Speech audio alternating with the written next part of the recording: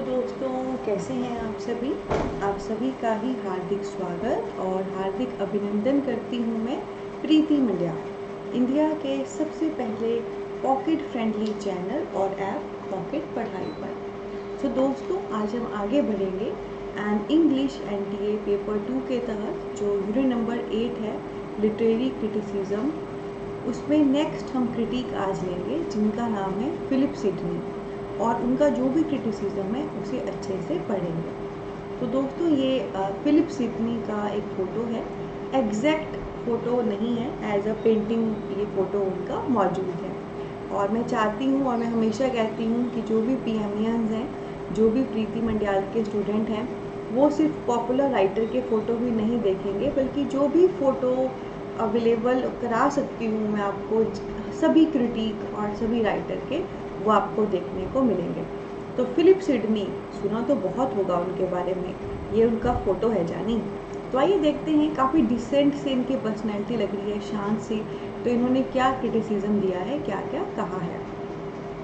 तो दोस्तों, Philip Sidney को लेकर मैं आपको बताना चाहती हूँ कि इनका जो वर्क है, जो क्रिटिसिज्म वाला इनका वर्क है, उसका नाम है अपॉलजी फॉर पोइट्री, या जिसका ही दूसरा नाम है डिफेंस ऑफ पोइसी, जो 1595 में आया था। ठीक है, अभी तक हमने जो भी क्रिटिक किए हैं, सभी के जो क्रिटिसिज्म वाले वर्क है हम देख रहे हैं।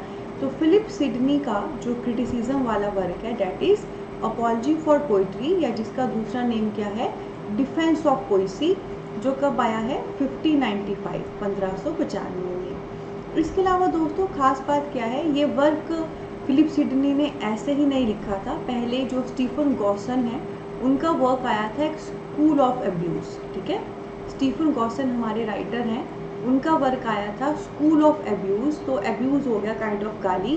तो जो स्कूल ऑफ एब्यूज़ जो वर्क है गॉसन का, इसमें ना गॉसन ने बहुत बुरा भला कहा था पोएट्स को, पोइट्री को बड़ा बुरा भला कहा था, मतलब पोएट्स बेकार, पोइट्री बेकार, ये वो एंड ऑल। तो फिलिप सिडनी ने उनके रिस्पॉन्स में, उनके वर्क के आंसर के तौर पे उन्होंने ये वर्क लिखा था अपॉलजी फॉर पोइट्री, जिसे हम डिफेंस ऑफ पोइसी भी कहते हैं। ठीक है, तो डू रिमेंबर, फिलिप सिडनी का वर्क ऐसे ही नहीं आया, पहले गॉसन का स्कूल ऑफ एब्यूज़ आया, एंड उसका आंसर देने के तौर पे सिडनी का वर्क आया अपॉलजी फॉर पोइट्री या डिफेंस ऑफ पोइसी।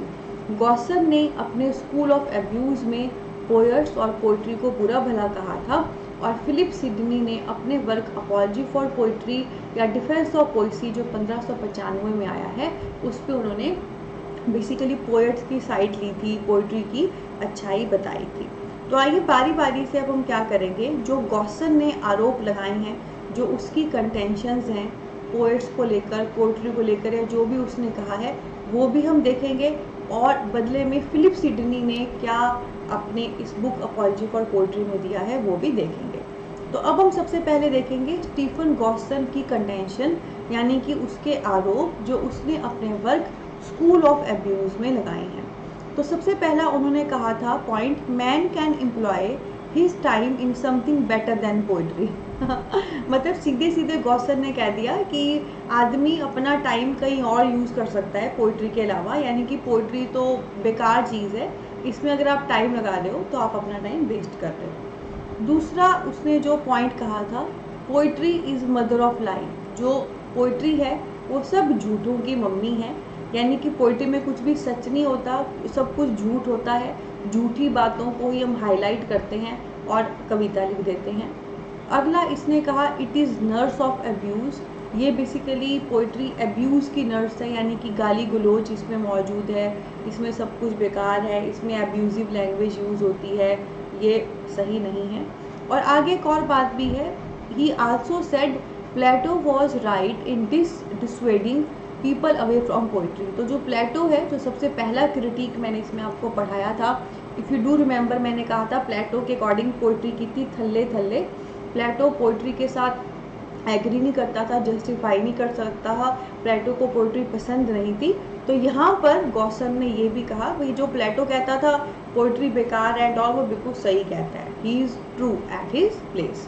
सो गॉसन ने बेसिकली 4 मेन आरोप लगाए हैं सबसे पहला आदमी कहीं और अपना टाइम यूज़ करे पोइट्री के अलावा, क्योंकि पोइट्री लिखना बेकार है। दूसरा, poetry is mother of life, झूठों की मम्मी है पोइट्री, पोइट्री में सब झूठ होता है। तीसरा, poetry is nurse of abuse, इसमें अब्यूजिव चीज़ें हैं, गलत चीज़ें हैं। और चौथा, प्लेटो सही कहता था कि पोइट्री से दूर ही रहना चाहिए लोगों को। तो ये सारे आरोप गॉसन ने अपनी बुक स्कूल ऑफ अब्यूज में लगाए थे। फिर बदले में क्या हुआ, बदले में फिलिप सिडनी का वर्क आया, apology for poetry, defence of poesy कह सकते हैं जिसे 1595 में। तो आइए देखते हैं बदले में फिलिप सिडनी, जिसे हम अभी एज अ क्रिटिक पढ़ रहे हैं, इन्होंने जब अपना क्रिटिसिज्म वाला वर्क लाया, उस वर्क में उन्होंने गॉसन की बातों का कैसे जवाब दिया, या और भी कौन कौन सी खास बातें उन्होंने अपने क्रिटिसिज्म में बताई जो हमारे लिए एग्जामिनेशन पॉइंट ऑफ व्यू से ज़रूरी है। तो सबसे पहले उन्होंने कहा, respect for rules followed by classical Romans and Greek. तो सबसे पहला उसने जो पॉइंट यहाँ पे एग्री किया कि जो भी हमारे रोमन्स हैं या जो भी हमारे ग्रीक हैं, तो उनके जो भी रूल्स हैं हमें उन्हें फॉलो करना चाहिए। ठीक है, तो बात क्या है दोस्तों, रोमन और ग्रीक जो है इनका लिटरेचर समहाउ ओल्डेस्ट लिटरेचर में से काउंट होता है, इन्हीं से काफ़ी इंस्पायर होकर एंड और इंग्लिश में आगे लिटरेचर आया है। तो जो रोमन और ग्रीक थे ना, इनका अपना वे था वर्क को लिखने को, ड्रामा को लिखने को, और उनके अपने रूल्स रेगुलेशंस भी थे, यानी कि जब वो लिखते थे तो कुछ kind of fix rules regulation लेके चलते थे कि ये चीज़ें होनी चाहिए ड्रामा में, प्ले में एंड ऑल। तो सबसे पहला पॉइंट फिलिप सिडनी ने कहा कि रोमन और जो ग्रीक हैं, ठीक है, उनका जो क्लासिकल रोमन ग्रीक है, जो पुराने वाले रोमन्स हैं, ग्रीक हैं, उनके जो भी रूल्स हैं लिटरेचर लिखती बार हमें उनको फॉलो करना चाहिए, हमें उनको एग्री करना चाहिए, क्योंकि उनके रूल्स जो उन्होंने बताए हैं वो बिल्कुल सही हैं and we should go with that, हमें उन्हें आज के लिटरेचर में भी फॉलो करना चाहिए। ठीक है, नेक्स्ट उन्होंने कहा, consider poetry as art of imitation, होगा ये लिमिटेशन नहीं होगा, art of imitation with an end of teach and delight. तो नेक्स्ट उन्होंने कहा कि पोइट्री क्या है, कविता क्या है, ये एक इमिटेशन करने का आर्ट है, एक मतलब काइंड ऑफ चीज़ों को, आसपास की चीज़ों को इमिटेट कर रहे हैं, उनको लिख रहे हैं, और इसका अंत क्या होता है, इसका अंत होता है कि हमें कुछ टीच यानी कुछ सीखने को मिले, और डिलाइट यानी कि हैप्पीनेस भी मिले। ठीक है, तो ये नेक्स्ट पॉइंट है, पोइट्री को उन्होंने क्या कहा, ये एक आर्ट ऑफ इमिटेशन है, इमिटेट करने का तरीका है, नकल उतारने का तरीका है, जो आसपास चीज़ें हैं उन्हीं को शो करने का तरीका है, जिसका एंड पार्ट है to teach us, to give delight us. ठीक है, जिसके एंड में हमको कुछ सीखने को भी मिलता है और कुछ हैप्पीनेस भी मिलती है। तो ये पॉइंट जो है, इमिटेशन का आर्ट है, हमको कुछ टीच कर रहा है, हमको कुछ डिलाइटनेस, हैप्पीनेस मिल रही है।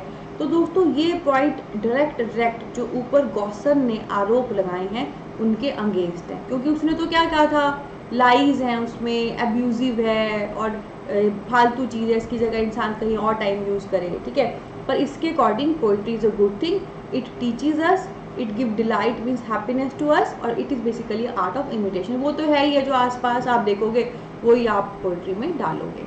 ठीक है, उसके बाद नेक्स्ट इन्होंने कहा, प्रोफेस्ट द यूज़ ऑफ 3 यूनिटी। ठीक है, प्रोफेस्ट होता है बेसिकली एग्री करना। तो दोस्तों हमारे सामने 3 यूनिटी मौजूद हैं, ऐसी यूनिटी जो हम जनरली अपने लिटरेचर में यूज़ करते हैं। इसे आप याद कर सकते हैं, टप्पा, गाना सुना है, चप्पा चप्पा चरखा चले, चप्पा चप्पा चरखा चले, पर यहाँ पे हम चप्पा नहीं टप्पा टप्पा याद रखेंगे। ठीक है, टी का मतलब है टाइम, पी का मतलब है प्लेस, और ए का मतलब है एक्शन। ठीक है, क्या क्या है, टाइम, प्लेस एंड एक्शन। तो ये 3 यूनिटी हैं। सबसे पहले जो टाइम की यूनिटी है, ये कहती है कि एक समय पे एक चीज़ जो हो रही है उसको पहले कंप्लीट करो फिर आगे बढ़ो। फॉर एग्जांपल, अगर आपके प्ले में किसी का बॉर्न का सीन चल रहा है कि कोई बेबी बॉर्न हो रहा है, तो पहले उसका पूरा समय शो कर दो, फिर आगे कुछ शो करो। नेक्स्ट है प्लेस। प्लेस की यूनिटी क्या है कि एक प्लेस में जो भी एक्ट होना है पहले उसे अच्छे से कंप्लीट शो कर दो, फिर उसके बाद किसी और जगह का जिक्र करो।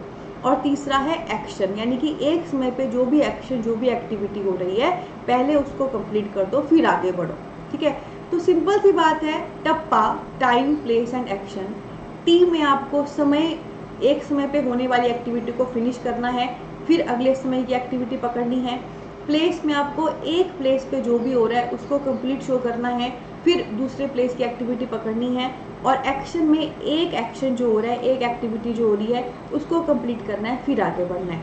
और इन तीनों यूनिटी को फॉलो करने का मात्र एक मकसद होता है कि जो ऑडियंस आपके प्ले को देख रही है उसको कोई कन्फ्यूज़न ना हो, उसको ऐसा नहीं लगे कि अब ये हो गया वो हो गया, है ना, क्योंकि प्रॉपर चीज़ें सिस्टमेटिक वे से हो, कंप्लीट होते हुए हो, तो ऑडियंस ज़्यादा कनेक्ट कर पाती है, जुड़ पाती है, इंजॉय कर पाती है। ठीक है, तो इसने profess the use of three unity, profess होता है एग्री करना। तो ये जो तीन यूनिटी हैं हमारे लिटरेचर को लेकर, जो पुराने समय के लिटरेचर में बेसिकली ज़्यादा मौजूद थी, उसको इसने कहा है एग्री करो, तीनों की तीनों को मानो, ताकि हमारा लिटरेचर बेस्ट हो। और इस पॉइंट को लेकर मैं अभी आपको बता देती हूँ, आगे हम और क्रिटिक भी करेंगे। बहुत सारे क्रिटिक कहेंगे तीनों को फॉलो करो, कोई कहेंगे तीनों को फॉलो ना करो, कोई कहेंगे ये एक वाली फॉलो कर लो। तो ये जो पॉइंट्स हैं, किसने सबको फॉलो किया, किसने एक को फॉलो किया, किसने एक को भी नहीं किया, या किसने किसको फॉलो किया, ये पॉइंट्स जो हैं पॉइंट ऑफ डिफरेंशिएशन है among the critic and their criticism. तो अगेन कहना चाहूँगी, हर क्रिटिक को इंडिविजुअल लेवल पे भी करें, फिर कंबाइन लेवल पे भी। ठीक है, तो ये क्या पॉइंट था कि तीनों यूनिटी को एग्री करने को बोला, ये मैंने आपको समझा भी दी, और ये क्यों है इसका पर्पस भी बता दिया। इसके बाद एप्रिशिएटेड सिनेकन गॉर्बोटक। तो सिनेकन गॉर्बोटक दोस्तों बेसिकली हमारी सबसे पहली ट्रेजेडी है इंग्लिश लिटरेचर की, और ये एक सिनेकन ट्रेजेडी है। सिनेकन का मतलब होता है रिवेंज ट्रेजेडी। तो ये ट्रेजेडी की मेन थीम क्या है, रिवेंज, कोई बदला लेना है, वो इसकी मेन थीम है। और गॉर्बोटक पहली ट्रेजेडी थी। तो ये जो गॉर्बोटक सिनेकन ट्रेजेडी है, जो रिवेंज ट्रेजेडी है, जिसकी थीम रिवेंज है और इंग्लिश लिटरेचर की सबसे पहली ट्रेजेडी है, इसको फिलिप सिडनी ने बहुत अप्रिशिएट किया था। इसने कहा था ये बहुत मार्वलस वर्क है, और इसमें स्टोरी लाइन कैरेक्टराइजेशन बहुत अच्छी है, पूरा अप्रिशिएट किया। कहने का मतलब आगे जो आपने और ट्रेजेडी भी लिखनी है ऐसे ही फॉलो करो, इट्स अ गुड थिंग। उसके बाद दोस्तों नेक्स्ट खास बात है, did not agree with tragic comedy. तो ये जो है ट्रेजिक कॉमेडी के साथ एग्री नहीं किया। जैसे कुछ वर्क होते हैं ट्रेजिडी, उसमें सिर्फ ट्रेजिक स्टोरी होती है, ओके। कुछ वर्क होते हैं कॉमेडी, उसमें सिर्फ कॉमेडी होती है, ओके। कुछ वर्क होते हैं ट्रेजिक कॉमेडी, उसमें ट्रेजिडी भी होगी, कॉमेडी भी होगी। तो वो ना फिलिप सिडनी को पसंद नहीं था। फिलिप सिडनी बोलता था भाई ये तुम गलत करते हो, जो तुम एक वर्क में दोनों सेंस रख रहे हो, ट्रेजेडी और कॉमेडी, इससे मज़ा नहीं आ रहा। तो मतलब कुछ मज़ा नहीं आ रहा, तो अगर आपको जेन्युइनली अच्छा काम करना है तो ट्रेजेडी को सेपरेट रखो, कॉमेडी को सेपरेट, मतलब they won't be combined together, वो इकट्ठे नहीं होने चाहिए।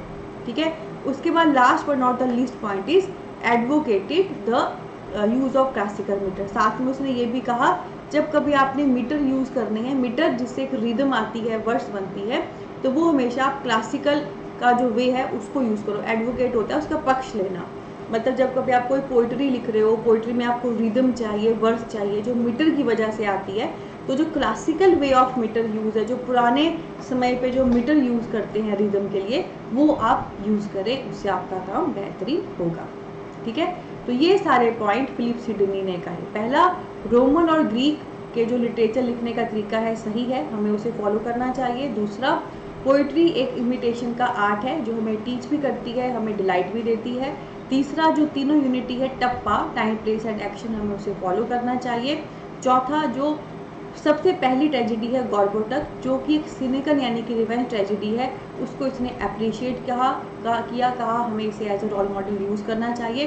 पांचवा, कभी भी ट्रेजिक कॉमेडी ना करो, ट्रेजेडी को अलग रखो, कॉमेडी को अलग, इकट्ठा मज़ा नहीं आ रहा। और छठा, last but not the least, जब कभी आप कुछ पोइट्री लिख रहे हो, रिदम या वर्ड्स फॉर्म लानी है, सो क्लासिकल मीटर को यूज़ करो, पुराना वे यूज़ करो। तो कैसा लगा दोस्तों, इसके साथ हमारा फिलिप सिडनी फिनिश होता है। और अगर आप ऐसे ही अच्छे से हंसते हंसते कट जाए, पढ़ाई के रास्ते तरीके से पढ़ना चाहते हैं, तो दोस्तों आज ही इंडिया का सबसे पहला pocket friendly education app pocket पढ़ाई डाउनलोड करिए। लिंक वीडियो के डिस्क्रिप्शन में दिया गया है। यहाँ पे आपको पता है complete course English NTA paper 2 पे मात्र 2499 पे मौजूद है, जिसकी वैलिडिटी है 1 साल की, यानी कि आप सोच लो पर मंथ आप ओनली 200 पे कर रहे हो। ये कंप्लीट कोर्स है, प्रॉपर सिस्टमेटिक वाइज हर यूनिट पे video lectures, complete study material, MCQs, mock test, PYQ test paper सब इसमें मौजूद है। इसके अलावा आप में से किसी की भी कोई क्वारी है तो वीडियो के डिस्क्रिप्शन में हमारा व्हाट्सएप नंबर या कॉन्टैक्ट नंबर भी दिया गया है। आप में से अगर वाकई आप सीरियस कैंडिडेट हैं, तैयारी करना चाहते हैं, कोई डाउट है तो ज़रूर कॉल करें, व्हाट्सएप करें, हमारी टीम आपको ज़रूर गाइड करेगी। इसके अलावा दोस्तों बहुत सुंदर परिवार है हमारा, Facebook, Insta, Telegram, Twitter and all, उन सब के लिंक भी वीडियो में दिए गए हैं, वहाँ भी आप हमें ज़रूर ज्वाइन करें। तो इसी नोट पे लेते हैं अलविदा। बहुत सारा प्यार, बहुत सारी ब्लेसिंग। खुद भी लाइक करें वीडियो को, आगे भी सब तक पहुंचाएं अगर ये दिल की मेहनत आपके दिल तक पहुंच रही है तो।